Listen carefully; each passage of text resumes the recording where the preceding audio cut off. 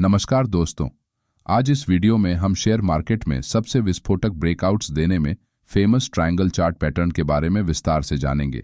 Triangle pattern के दो मुख्य प्रकार हैं, एक असेंडिंग ट्रायंगल पैटर्न और दो डिसेंडिंग ट्रायंगल पैटर्न। सबसे पहले हम असेंडिंग ट्रायंगल पैटर्न के बारे में जानेंगे। असेंडिंग ट्रायंगल एक बुलिश पैटर्न है और ये मार्केट में चल रहे बुलिश ट्रेंड का सिग्नल देता है। बुलिश ट्रेंड में चार्ट पर आपको हायर लोज का फॉर्मेशन होते हुए दिखेगा। यह एक स्ट्रॉन्ग बुलिश ट्रेंड की पहचान होती है, क्योंकि प्राइस बार बार बढ़ रही है और फिर भी बायर्स हायर प्राइस पर मार्केट में बाइंग करने के लिए अपना इंटरेस्ट यहां दिखाते हैं।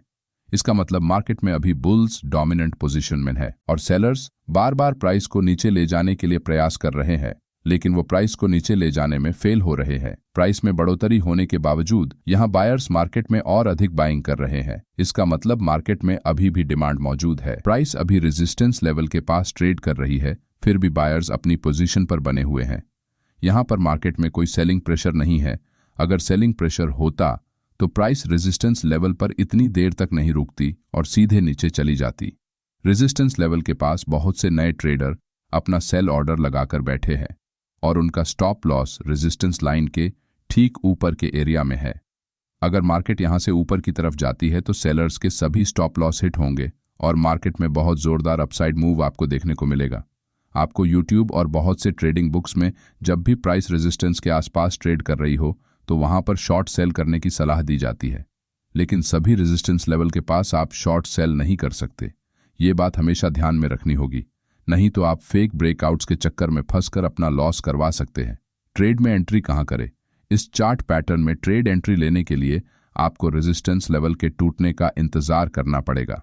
जैसे ही ऊपर का रेजिस्टेंस लेवल हाई वॉल्यूम के साथ ब्रेक होता है तो आप लॉन्ग ट्रेड में एंट्री ले सकते हैं, लेकिन ये एक रिस्की ट्रेड एंट्री होगी। इसके बजाय आप प्राइस जब कभी रेजिस्टेंस लाइन को ब्रेक करके ऊपर निकलती और फिर से रिट्रेसमेंट लेकर नीचे रेजिस्टेंस लाइन को अपना सपोर्ट बनाकर ऊपर के अपने हाई को जैसे ही तोड़ेगी और पिछले कैंडल के हाई के ऊपर कैंडल क्लोज करेगी, आप ट्रेड एंट्री बना सकते हैं। इससे आपकी रिस्क कम होगी और आप फेक ब्रेकआउट में नहीं फंसेंगे। स्टॉप लॉस कहां लगाए? रीसेंट स्विंग लो के आसपास अगर आप स्टॉप लॉस लगाते हैं तो स्टॉप लॉस हिट होने के चांसेस ज्यादा होते हैं, क्योंकि आपके तरह बहुत से नए बायर अपना स्टॉप लॉस इस एरिया में लगाएंगे और ये बात बड़े बड़े इंस्टीट्यूशनल ट्रेडर्स को मालूम होती है। इसीलिए प्राइस एक बार इन सभी बायर्स का स्टॉप लॉस हंट करने इस लेवल तक आने की संभावना बढ़ जाती है। इसलिए आपको अपना स्टॉप लॉस इस लेवल के थोड़ा सा नीचे रखना होगा, जिससे आप स्टॉप लॉस हंटिंग से बचे रहेंगे और ट्रेड से बाहर नहीं होंगे। प्रॉफिट टारगेट कैसे सेट करें? प्रॉफिट टारगेट को सेट करने के लिए मैं ट्रेलिंग स्टॉप लॉस मेथड को सबसे ज्यादा पसंद करता हूं, क्योंकि किसी ट्रेडर को नहीं पता कि मार्केट में चल रहा ट्रेंड कितनी देर तक चलने वाला है और आप इस ट्रेंड को मिस नहीं करना चाहेंगे। इसलिए जब कभी आप ट्रेंडिंग मार्केट में कोई ट्रेड ले तो हमेशा ट्रेलिंग स्टॉप लॉस का इस्तेमाल करना सबसे समझदारी वाली बात होगी। ट्रेलिंग स्टॉप लॉस के साथ ज्यादा देर तक ट्रेड में बने रहने के लिए आप मूविंग एवरेज इंडिकेटर का इस्तेमाल कर सकते हैं। जब कभी प्राइस मूविंग एवरेज को ब्रेक करके कैंडल नीचे क्लोज करती है तब आप अपने ट्रेड से एग्जिट कर सकते हैं। अगर आप इंट्राडे ट्रेडर है तो आप 20 पीरियड मूविंग एवरेज का इस्तेमाल करें, जिससे आपको लो टाइम फ्रेम में ट्रेलिंग स्टॉप लॉस लगाने में आसानी होगी। और अगर आप स्विंग ट्रेडिंग करते हैं तो आप 50 और 200 मूविंग एवरेज का उपयोग करके अपना स्टॉप लॉस सेट कर सकते हैं, जिससे आपको ज्यादा से ज्यादा प्रॉफिट गेन करने में आसानी होगी। चलिए अब हम डिसेंडिंग ट्रायंगल पैटर्न के बारे में जानते हैं। असेंडिंग ट्रायंगल चार्ट पैटर्न एक बुलिश ट्रेंड कंटिन्यूएशन का सिग्नल देता है, तो डिसेंडिंग ट्रायंगल पैटर्न उसके विपरीत बेरिश ट्रेंड का सिग्नल देता है। यहां पर प्राइस एक रेंज में लोअर लोज का फॉर्मेशन बनाते हुए नीचे की तरफ मूव कर रही है। इसका मतलब यहां सेलर्स प्राइस को और अधिक नीचे की लेवल पर खरीदने के लिए तैयार है और अपना डोमिनेंट मार्केट में बनाए रखना चाहते हैं।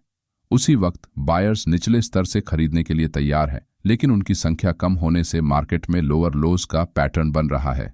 ट्रेड एंट्री कैसे करें? डिसेंडिंग ट्रायंगल पैटर्न एक बेरिश कंटिन्यूएशन पैटर्न होने के कारण प्राइस जब भी नीचे के सपोर्ट लाइन को ब्रेक करती है तब आप एग्रेसिव ट्रेड एंट्री बना सकते हैं।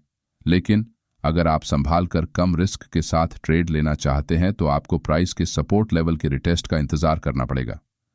कई बार डिसेंडिंग ट्रायंगल का ब्रेकडाउन इतनी तेजी से होता है कि आपको एंट्री करने का कोई मौका नहीं मिलता, इसलिए आप स्टॉप ऑर्डर लगाकर ट्रेड एंट्री कर सकते हैं। स्टॉप लॉस कहां लगाए? डिसेंडिंग ट्रायंगल पैटर्न में आप रीसेंट स्विंग हाई के थोड़ा सा ऊपर आपका स्टॉप लॉस लगा सकते हैं, जिससे आपका स्टॉप लॉस हंट होने की संभावना कम हो जाएगी। मार्केट में जितने भी सेलर्स ने यहां पर शॉर्ट पोजीशंस बनाई होंगी, उनका stop loss recent swing high के पास होगा और मार्केट एक बार इन सभी का स्टॉप लॉस खाने के लिए ऊपर तक मूव कर सकती है। इसलिए आपको स्टॉप लॉस इस जोन के थोड़ा सा ऊपर लगाना होगा, जिससे आप स्टॉप लॉस हंटिंग से बचे रहेंगे। प्रॉफिट टारगेट कैसे सेट करें? प्रॉफिट टारगेट को सेट करने के लिए यहां पर भी मैं ट्रेलिंग स्टॉप लॉस मेथड का इस्तेमाल करने का सुझाव दूंगा, क्योंकि इस चार्ट पैटर्न में आने वाला ब्रेकडाउन बहुत बार लंबे समय तक चलता है और इसका फायदा उठाने के लिए आपको ट्रेलिंग स्टॉप लॉस का इस्तेमाल करना सबसे उचित तरीका होगा। मैक्सिमम प्रॉफिट बुक करने के लिए बड़े ट्रेडर्स इसी टेक्निक का उपयोग करते हैं। इसलिए जब कभी आप ट्रेंडिंग मार्केट में कोई ट्रेड ले तो हमेशा ट्रेलिंग स्टॉप लॉस का इस्तेमाल करना सबसे समझदारी वाली बात होगी। ट्रेलिंग स्टॉप लॉस के साथ ज्यादा देर तक ट्रेड में बने रहने के लिए आप मूविंग एवरेज इंडिकेटर का इस्तेमाल कर सकते हैं। जब कभी प्राइस मूविंग एवरेज को ब्रेक करके कैंडल नीचे क्लोज करती है, तब आप अपने ट्रेड से एग्जिट कर सकते हैं, जिससे आपको ज्यादा से ज्यादा प्रॉफिट गेन करने में आसानी होगी। अगर आपको हमारा ये वीडियो अच्छा लगा तो वीडियो को लाइक और चैनल को सब्सक्राइब करना ना भूले। धन्यवाद।